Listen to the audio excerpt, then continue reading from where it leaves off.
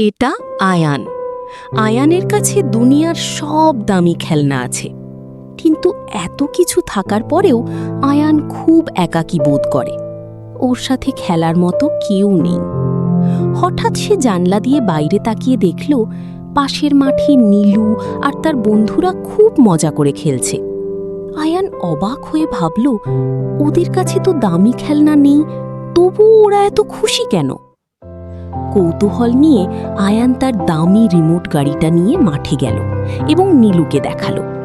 নীলু হেসে বলল, এটা গুরুত্বপূর্ণ না, আমরা একসাথে খেলছি, এটাই আসল আনন্দ। আয়ান গাড়িটা পাশে রেখে তাদের সাথে খেলতে শুরু করল। কিছুক্ষণ পরই তার মুখে ফুটে উঠল সত্যিকারের হাসি। সে বুঝল, বন্ধুত্ব আর একসাথে থাকার আনন্দই সবচেয়ে বড় সুখ।